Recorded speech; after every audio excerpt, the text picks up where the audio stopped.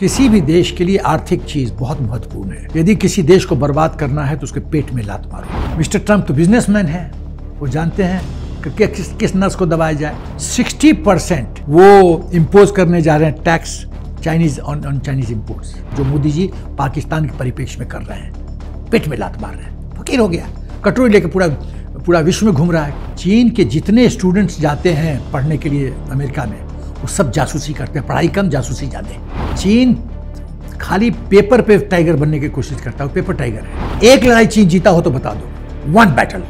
कोई नहीं। क्या मिस्टर ट्रंप डिफेंसिव मोड में रहेंगे? कतई नहीं।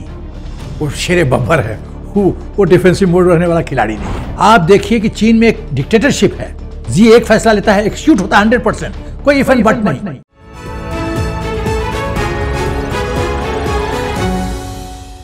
नमस्कार, कैपिटल टीवी में आपका स्वागत है। आज हिंदुस्तान के विदेश मंत्री जयशंकर साहब ने एक अनोखा बयान दिया। उन्होंने कहा कि जब से डोनाल्ड ट्रंप अमेरिका के चुनाव को जीते हैं, कई देशों में हड़कंप मच गया है, नर्वस हो गया है बहुत सारे मुल्क। लेकिन हिंदुस्तान उस श्रेणी में नहीं आता।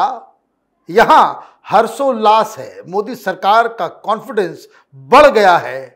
लेकिन कौन ऐसा देश जो हमारा दुश्मन भी है और नर्वस होकर के बैठा हुआ है? चीन। चीन के साथ क्या होने वाला है? अमेरिका और चीन के रिश्ते किस तरीके से बदलने वाले हैं? क्या डोनाल्ड ट्रंप के निशाने पे पुतिन के बजाय शी जिनपिंग होंगे? कई सारे सवाल इसलिए उठाए जा रहे हैं क्योंकि कल खबर आई कि डोनाल्ड ट्रंप ने पुतिन साहब से भी फोन पे बातचीत की, लेकिन शी जिनपिंग के साथ कोई बातचीत नहीं हो पाई है। तो क्या होगी पॉलिसी डोनाल्ड ट्रंप गवर्नमेंट की चीन के लिए? ये जानने और समझने के लिए हमारे साथ मैं जर्नलिस्ट पिछना साहब है। आपको बहुत बहुत स्वागत है सर। क्यों डर लग रहा है चीन वालों को? डर तो लगना स्वाभाविक है मनीष।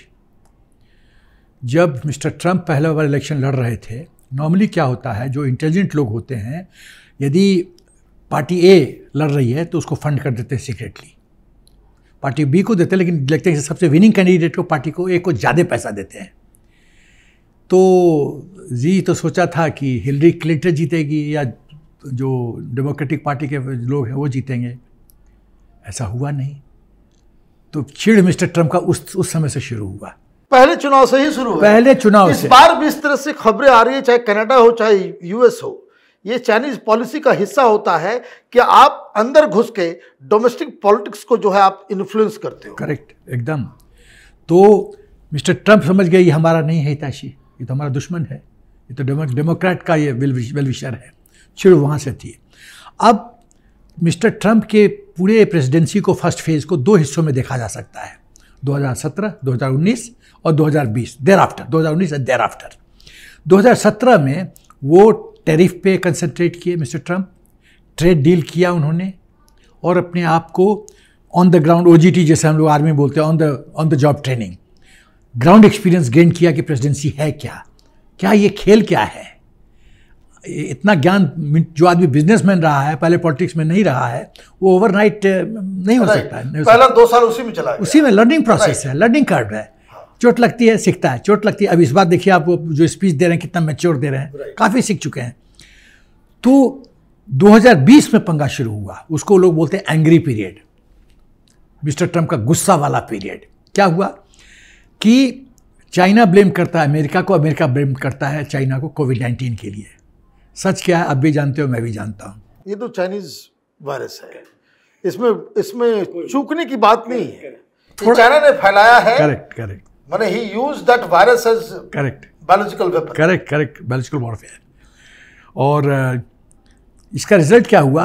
जब तू मैं हुआ तो अमेरिका ने चाइना कॉन्सुलेट जो था ह्यूस्टन में वो बंद कर दिया, और रिटेलिएशन में चीन ने क्या किया कि जो यूएस कॉन्सुलेट था चेंगडू में वो बंद कर दिया। तो दरार तो बढ़ती गई। इस बार जो परसेप्शन था लोगों को, मीडिया में था या जो एनालिसिस था लोगों को, 50-50 था, टच एंड गो था।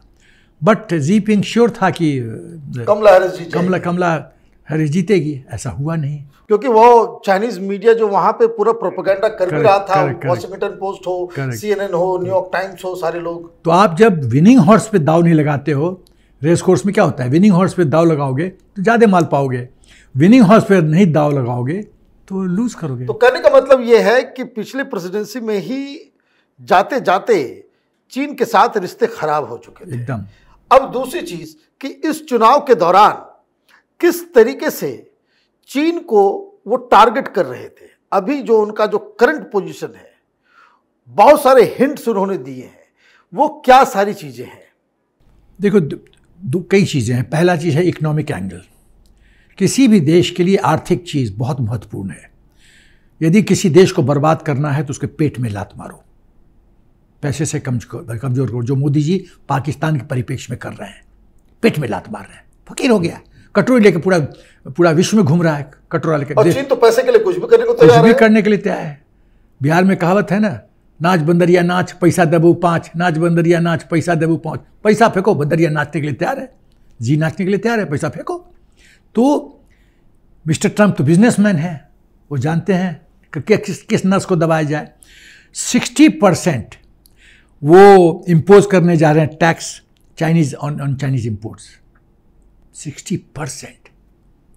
चाइना का रियल एस्टेट समस्या में है, बैंक्स डिफॉल्ट कर रहे हैं, पैसा जो रिजर्व है उसी को फेंक के वो ग्रोथ रेट बहुत डाउन चला गया है, निगेटिव में जा रहा है सेक्टर। कहा जा रहा है कि चाइना का जो प्रोजेक्टेड इकोनॉमिक ग्रोथ है 50% नीचे आ जाएगा। राइट। तो चाइना जो सब जगह जैसे नेपाल में, इस सब में लड्डू बांटता है और वफादारी खरीदता है, वो सब कहानी खत्म है। और लड़ने के लिए आपको चाहे मिलिट्री हो, पैसा चाहिए, इक्विपमेंट चाहिए, ट्रुप्स चाहिए, हॉस्पिटल चाहिए, ये सब के लिए तो पैसा चाहिए। जब पैसा में कमी है तो लड़ोगे कैसे? और ये वन ऑफ द रीजन है कि वो हिंदुस्तान के सामने झुका, आपने सेना को वापस लिया। Correct, exactly. हिंदुस्तान के सामने झुकने के बहुत कारण हैं। Strong political leadership, strong Modi leadership, competent फौज पहले भी कॉम्पिटेंट थी, लेकिन जब कर्नल पठानिया को मिसाइल सेक्टर में गोली चलाने के लिए एंटनी जो डिफेंस मिनिस्टर है उसको जेल भेज देता है। ये देश का रक्षा मंत्री है। तो ये ट्रंप पे हम वापस आते हैं, तो ट्रंप इस तरह के सिग्नल्स ऑलरेडी दे रहे थे। चुनाव के दौरान भी उन्होंने बहुत सारी बातें चीन को लेकर के कही। देखो एक चीज़ और चीन का जो एंगल है मैं बताना चाहता हूँ। चीन के जितने स्टूडेंट्स जाते हैं पढ़ने के लिए अमेरिका में, वो सब जासूसी करते हैं, पढ़ाई कम जासूसी ज़्यादा। मिस्टर ट्रंप को ऑन द ग्राउंड का जो क्या स्थिति है वो सब पता है। उन्होंने क्या कहा है, जो लोग लेफ्टिस्ट सोच रखते हैं यूनिवर्सिटीज को, उनका पैसा का देने से पहले ऑडिट होगा। वो पूरा एकदम क्लीन करने जा रहे हैं प्रोसेस को। वो सचमुच कह रहे हैं कि अमेरिका को फिर से हिस्टोरिकल ग्रेट बनाऊंगा, पहले कभी नहीं ऐसा हुआ। वो देश तो कभी आगे बढ़ ही नहीं सकता जो गद्दार को पोसता हो। तब एकदम आप यूनिवर्सिटीज़ में आप लेफ्टिस्ट कबाल, लेफ्ट जिहादी कल्चर को प्रोपगेट करते हैं, जो अमेरिका का हित करता है। ये मुझे समझ आज तक लॉजिक नहीं समझ में आया। जो गैर कानूनी तरीके से आप बॉर्डर क्रॉस करके आ जाते हैं, कहीं बाहर मुस्लिम कंट्री से आ जाते हैं, आप उसको फ्री राशन देते हो, सर्वाइवल देते हो। कहने का मतलब ये है कि एक तो परसेप्शन वाइज चीन को टैकल करेंगे, दूसरा जो आप कह रहे हो कि जो इकोनॉमिक फ्रंट है उसके ऊपर चीन को बहुत बड़ा सदमा लगने वाला है। वही नहीं, इकोनॉमिक फ्रंट एक एंगल है। हाँ। अब थॉर्नी इश्यूज क्या क्या हैं? ताइवान, साउथ चाइना सी, साउथ ईस्ट एशियन नेशंस। क्या होगा कि सेंटर ऑफ ग्रेविटी पहले चीन क्यों बदमाशी करता है? जब आपका गांव सुरक्षित है, बगल वाले गांव में आग लगी है, होने लगने दो और आग लगाओ। जो समस्या का सेंटर ऑफ ग्रेविटी है CG, वो शिफ्ट करेगा मिस्टर ट्रंप चीन के नज़दीक, चाहे वो ताइवान हो, चाहे SCS साउथ चाइना सी हो, चाहे साउथ ईस्ट एशियन नेशन। अभी वर्ल्ड फोकस जो है वो वेस्ट एशिया और यूक्रेन है। ये इधर साउथ ईस्ट एशिया में सेंटर ऑफ ग्रेविटी शिफ्ट करेगा। और यहाँ ऐसे ऐसे जो सिंपैथाइजर देश हैं अमेरिका के, उनको स्ट्रांग बनाएगा। और जैसे चक्रव्यूह में घेर के मारा जाता है, वैसे चक्रव्यूह में चाइना को घेरा जाएगा। जापान, ऑस्ट्रेलिया, ये सब बहुत महत्वपूर्ण रोल अदा करेंगे। बीच में तो ये खबर आ रही थी कि ताइवान के ऊपर जो है कुछ कार्रवाई चीन करने की कोशिश कर रहा है, लेकिन इस रिजल्ट के बाद फिर ये मामला ठंडा हो गया। मुझे नहीं लगता है कि चीन ये कर सकता है।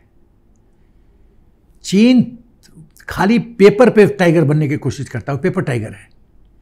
एक लड़ाई चीन जीता हो तो बता दो, वन बैटल, कोई भी नहीं। खाली 62, वो भी किसकी? वो जीता नहीं, हम हारे। डिफरेंस है, वो जीता नहीं, हम हारे।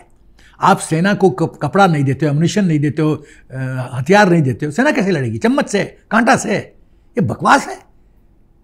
जवाहरलाल नेहरू बोल गए हम लोग शांति प्रिय देश हैं, हमको सेना की कोई जरूरत नहीं है। जब ब्रिटिश ब्रिगेडियर को ब्रीफ करने गया कि थ्रेट परसेप्शन ये है, आपका क्या थॉट प्रोसेस है सेना का ऑर्गेनाइज करने के लिए, ये सब बोला वी डोंट नीड सेना, हमें नहीं चाहिए। ऐसे ऐसे लोग यदि देश के प्रधानमंत्री बन जाते हैं तो देश हारेगा। 62 में तो मिरेकल नहीं है। अब ये बताइए, ट्रंप और शी जिनपिंग, इन दोनों के बीच किस तरह के रिश्ते रहने वाले हैं? देखो, 2-3 सिनेरियो है, डिफेंसिव, ऑफेंसिव, मिडिल पाथ। 3 ही कंटीजेंसी है, डिफेंसिव, ऑफेंसिव, मिडिल पाथ। क्या मिस्टर ट्रंप डिफेंसिव मोड में रहेंगे? कतई नहीं। वो शेरे बब्बर है, वो डिफेंसिव मोड रहने वाला खिलाड़ी नहीं है, पहली बात। अब रहा 2 ही ऑप्शन बचा है, कोएग्जिस्ट, मिडिल पाथ या ऑफेंसिव।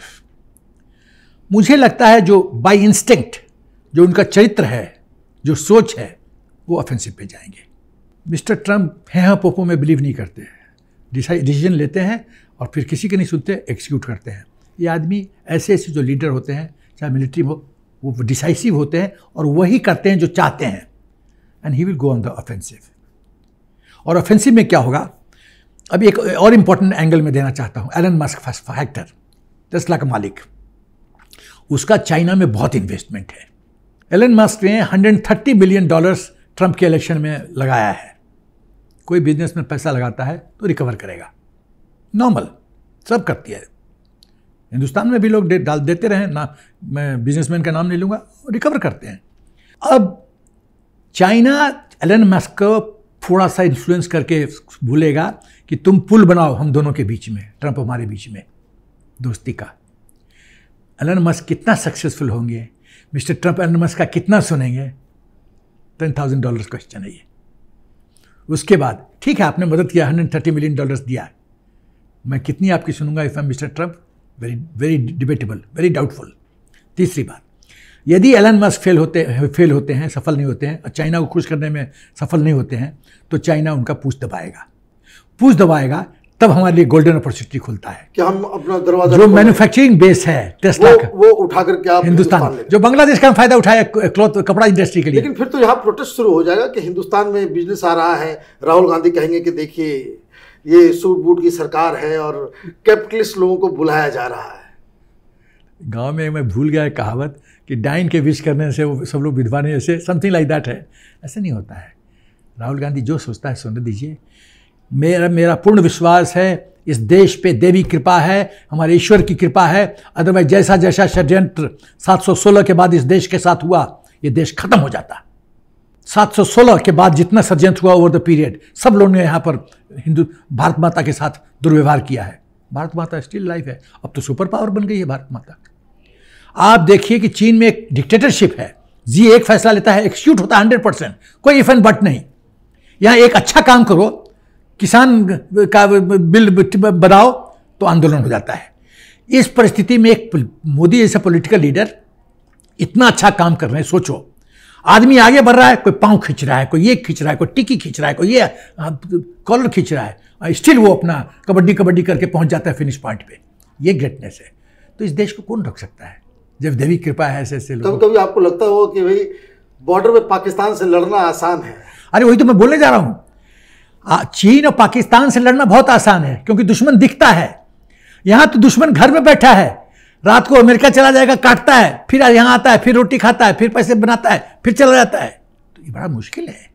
और कानून ऐसा है, मैं कुछ कमेंट नहीं करना चाहता, कानून ऐसा है कि उनको प्रोटेक्शन देता है। और उसी राइट्स का जो है इस्तेमाल ये लोग देशद्रोही गतिविधि काम में लगते हैं।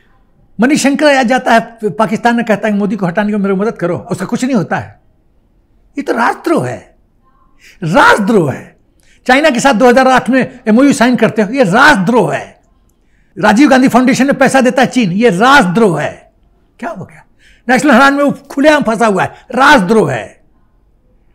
अभी कितना कंट्रोवर्सी चल रहा है, सीबीआई इंक्वायरी करनी जा रही है सिटीजनशिप का, उसका लेके सॉलिड प्रूफ है एज पर मिस्टर सुब्रमण्यम स्वामी, राजद्रोह है।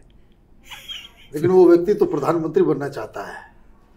बहुत लोग बनना चाहते हैं इस देश में। चलिए, आज हम लोग ट्रंप और शी जिनपिंग के रिश्ते के ऊपर बातचीत की कि आगे आने वाले दिनों में क्या क्या चीज़ें पॉसिबिलिटीज़ हैं। आपका बहुत बहुत धन्यवाद। अगर ये वीडियो आपको पसंद आया तो आप इसे लाइक करें, शेयर करें और कैपिटल टीवी को सब्सक्राइब करें। धन्यवाद।